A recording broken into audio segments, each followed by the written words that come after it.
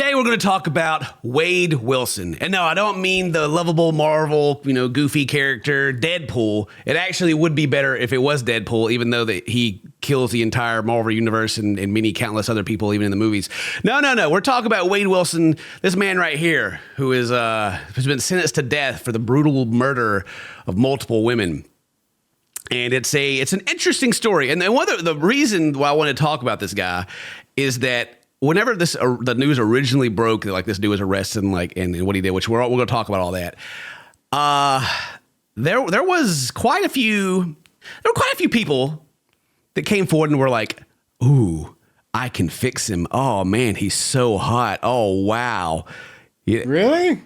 Yeah, it was like an alarming, so much so that like it was even like for a couple of days that people just like calling these people out on TikTok, being like, "What do you mean you can fix him? He murdered, like violently murdered multiple women," and you're over here being like, "Oh yeah, there's a swastika on his face and the side of his head and everything." Like the dude is not a good dude at all, and. Like I said, we're gonna go through the whole thing and fill you in on the details. But even currently, that stuff is like still going on, and there's phone calls, and he's like scamming people.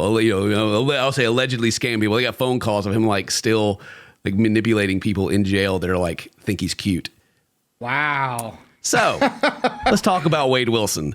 So Wade Wilson was born on May 20th, 1994. A young man. Well, he's like 30 right now, I think. Yeah. 30-year-old man. Still got the whole world ahead of him. His birth parents were both like 14 and 15-year-olds at the time. Like when he was born, I think his mom was like 16 years old, somewhere around there. Very young when he was born.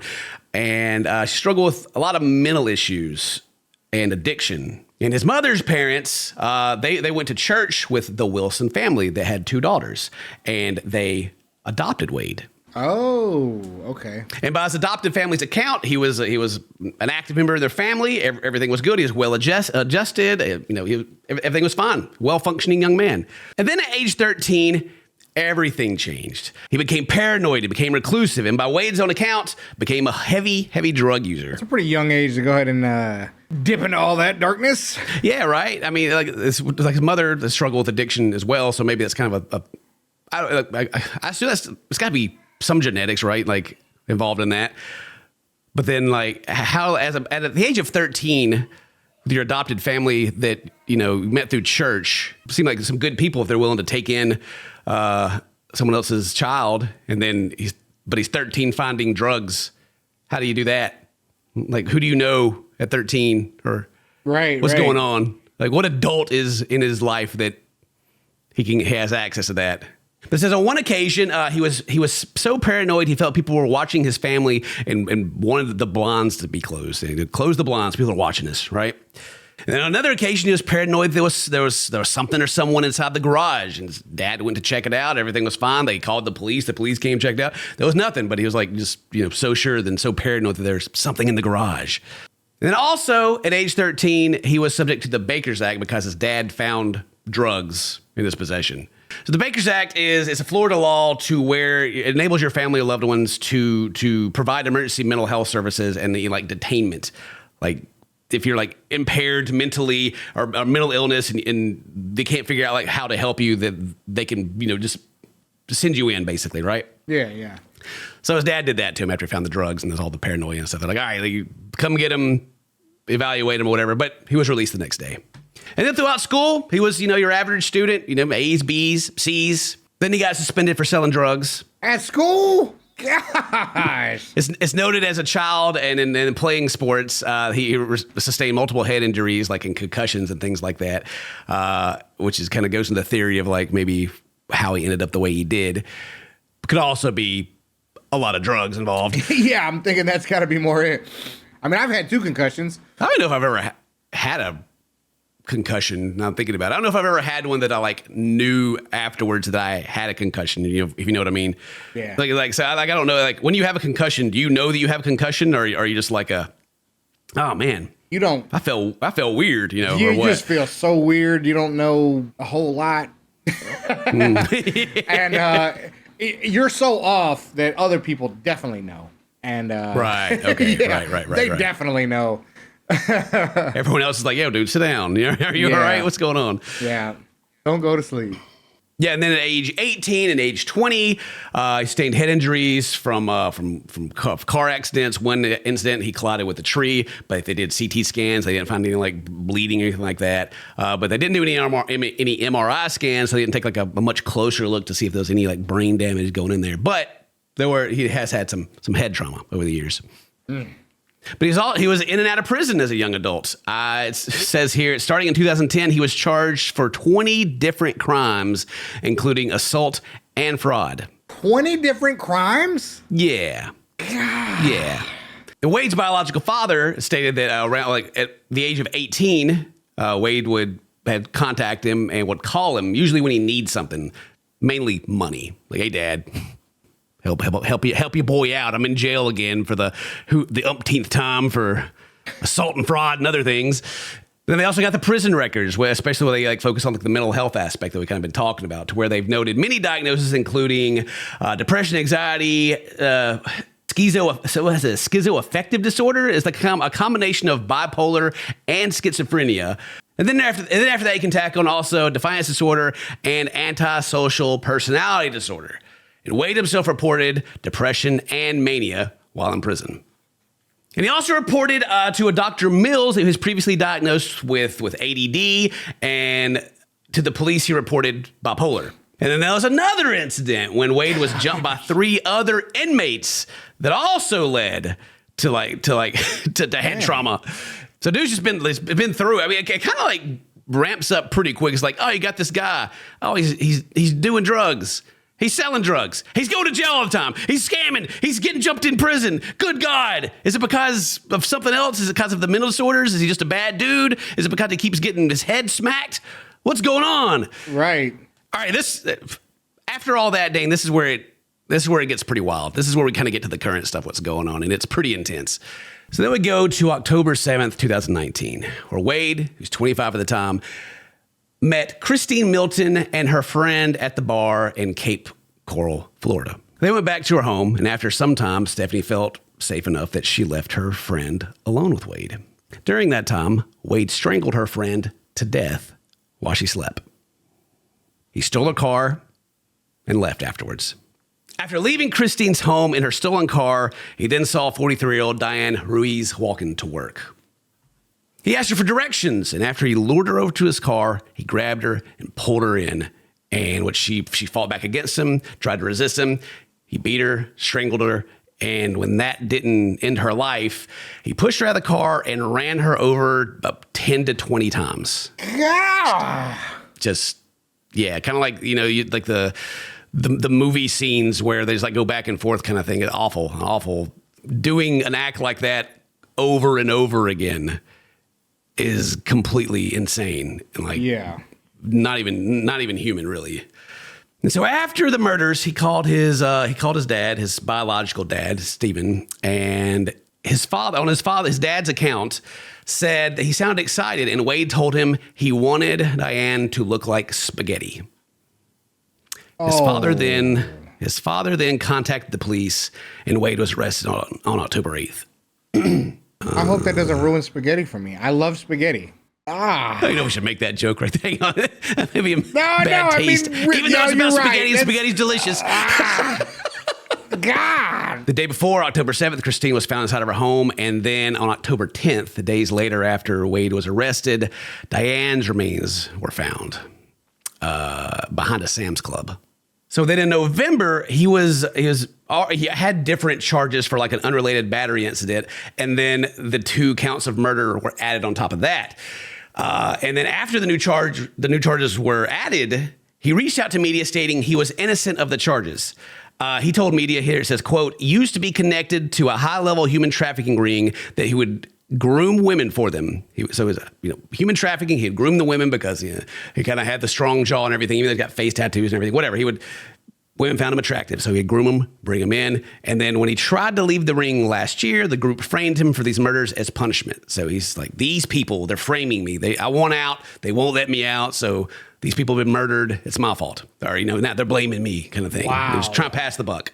So then, and while in prison, Wade and his cellmate in 2020 were accused of attempting to escape jail. And also, while in the court records show that Wade was tied to the white supremacy prison-based gang Unforgiven. And then while he was in jail, he's in jail, but the trouble didn't stop for Wade. Stuff just kept happening around him, oddly enough. God. While he was in jail, this time in jail, this is when he got his face tattoo. He got all his face tattoos, right? He got the swastika, got the Joker smile and all that. And then in 2023, they were conducting a free air sniff outside the prison. Go out and get, see the sun. You're not free, but you can go, we walk around a little bit. But they found 2 bags on him, and each containing, they got loose cigarettes, which is fine. Suspected narcotics, not so good. Lighters and pills, and both bags tested positive for methamphetamine. Jeez. The dude just seems to spawn drugs out of him somehow. And apparently the way he got him was an inmate trustee. It's an inmate considered to be trustworthy and reliable who is given special privileges and responsibilities. So they're a trusted, person, and they can do some extra things, which it seems like a pretty obvious way of them being able to sneak things into jail, which is what he did. This dude reportedly got the drugs in, gave them to another trustee who then distributed to Wade Wilson and another inmate. And it says, they had an undercover operation that included surveillance of Wiggins and the 3 other suspects outside the jail, resulting in the arrest of 6 people, including Wilson, on drug-related charges. So they set him up, I guess, and they were watching him. It's here's the drugs. Got him again. Jeez. They already was going to throw the key away for this guy, man. This is crazy. Yeah, and so then they go to... They finally go to trial, right? It's June 12th, 2024. Wade is found guilty of 2 counts of first-degree murder, grand theft, battery, burglary, and petty theft. And during the penalty phase of the trial, the jury voted 9-3 and 10-2 in favor of the death penalty for the murder convictions. And then sentencing was set for July 23rd. You can get life in prison without parole or death, right? And then, August 27th, I believe he was sentenced to death. And I'm just reading here, actually, that there's been a notice of appeal that was filed on September 15th. A status conference hearing is set for October 16th, which is coming up, and where maybe they're going to try to get him off of death row, I guess. So then we fast forward to now, right? And talk a little bit more about kind of the Wade Wilson fan group that's out there. A fan group. So when they're in prison, we've seen it with Gypsy Rose and other people. People can write into you, right? People can write in, talk to you, all that kind of thing. And maybe taking advantage of that. There's several videos on Wade Wilson, and when you're in prison, your phone calls are recorded, right? There's one where he talks to his dad. He calls his dad up, and his dad just straight up asks him what's your problem? This is what I just don't understand.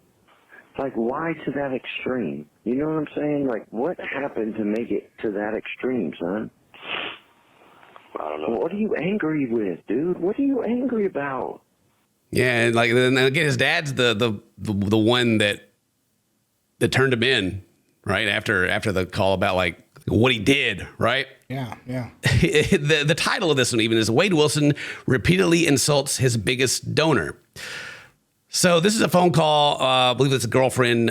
It was Jess I guess it's Jessie. I don't know. I actually know exactly what her name. I guess we'll just call her Jess, right? His girlfriend. Apparently he's had this entire time, and he gives her a call. The story is that he's suing over this phone call being released to begin with. He's not on having a death sentence. Yeah.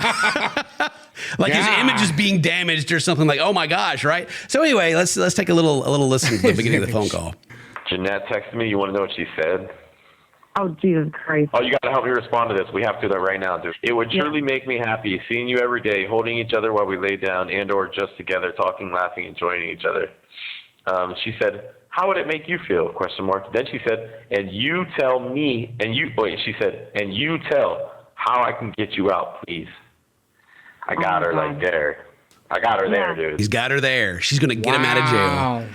he's talking to his girlfriend, and he's over there like these messages like, I can't wait to hold you, baby, and all this stuff, right? And it's not even like there's apparently multiple. He's got multiple women that are writing to him, and he is just like, they're sending him money. There's one that's maybe, I think it's the one he's actually talking about right now that's supposed to be like a high profile lawyer, or she claims to be. And he's just trying to like scam him. Jeez, dude. Like, wow. No wonder he's suing. He's like, yo, bro, that messed up my money, yo. and I guess you should add allegedly. But it's like, listen to the phone call, right? It's actually after all the stuff that I just like read and told you guys, and then there's these people being like, oh yeah, let me hold you. Let me, and he's like, yeah, let me hold your throat until you don't breathe anymore. God. Like it's actually, I don't want to live on this planet anymore after like going through that. But yeah, he's like, so talking to his girlfriend, who I guess feels safe around him to be his actual girlfriend, but he's like, yeah, help me respond to this. I got her there, I got her. I don't know how, but have you looked her up? Like, how much money are we talking this girl has? Like, I don't want to be like, she just donated $21,000 like it was nothing, so I'm sure she donated $21,000 like it was nothing. What? Just 21 grand out of nowhere? Well, I mean, I don't know. It's not like he's going to get to use it. Well, that's the thing, right? It's like, what's the point? Right, like, I don't why? get it. Like, well, if it's to me, I just feel like he's like, you got the death sentence. He's like, nah, I don't. No, it's not going to happen. I'm going to get in here. I'm going to do my thing. I'm going to run some scams or whatever, or not scams. I'm going to develop relationships with these people who are going to fall in love, and they're going to support my cause. That's, I shouldn't say not scamming. They're just donations. Wow. I mean, but like, given his history, it's not like completely out of the ballpark. But the 20 different crimes, including like assault and fraud previously, like fraud, it kind of it goes in there. Yeah. Maybe it's related. But yes, it's mind blowing to me. And Mary was also telling me about this too. Like, she's like, how do you like see like what has happened and then decide like the same thing we talked about when I want to be with. Yeah, when these videos first popped up about like his case on TikTok, and they like kind of like trended for like a couple of days, and the comments were a mix of like three things, like, oh my God, this guy's terrible. People being like, oh my gosh, he's so hot, I can fix him. And then the majority was people being like, what do you guys mean? You can fix him? Are you? Wow. Have you lost all rational thoughts? The dude that wanted to make this poor woman spaghetti on like just like a day when he killed two people just seemingly on a whim. Dude's like an actual real life monster. Yeah, and he's got fans. How do you get fans? Well, I mean, like even like Charles Manson, all those people, like all these like famous serial killers, they all got fans and stuff. And that's actually kind of like how some of the cases started. Like they had fans and they manipulated their fans. But still, yeah, the fact that this dude, this man, what was this, like haircut or something? He's got like a nice like. But like even like now, like this is like a more recent picture of him. Apparently, he's like got his head's all shaved. He doesn't have like his cool thing. Maybe it's like, I don't know, maybe it's just like his facial. He's got a handsome face, that strong. He's got neck tats. Neck tats are in. That's what it is. He's also got like a big like a swastika on the side of his head. Like Jesus. Wow. Anyway, sorry, I just had to rant about that at the end because like it's absolutely crazy. That's mind-boggling. And like here, like you go through it and everything. I just go like the comment section, right? It's like, what a world we live in when people donate over $99,000 to a murderer, but the murderer's victims only get $7,000 in donations. What world do we live in? That's when real life. The murderer, the convicted murderer, is making more than 10 times than what the people who suffered are getting. I don't understand. What do people... There's no way they feel sympathy for the murderer. Like, I'm so sorry you had to kill those people. I'm so sorry they made you that mad. Like, that's insane. Yeah. And so apparently it was like, even like, it was $24,000. It was like Jeanette. It said Jeanette donated $24,000, but Jesse told him 21. She's a con, just like him. Like apparently, like she's scamming money off of him too. Is what the chat says. That's what they're saying in the comments. Money off the top too. I can't just keep saying the same thing over and over again, but it boggles the mind, the world we live in these days. But that's kind of the story of where it's at right now. And again, like these phone calls are pretty long. They're like 41 minutes, like, and the one with his dad's like 20 something minutes. And so you can listen to them if you want. They're on the internet. If you find yourself or someone you know that has odd feelings about this convicted murderer, then I don't know. Maybe you should let them listen to the calls or get them help. I don't know. But anyway, that's it. I hope you guys enjoyed that little dump on old Wade Wilson here. And today's your birthday. Happy birthday. So toast, my friends. I love you. I'll see you next time. Bye-bye.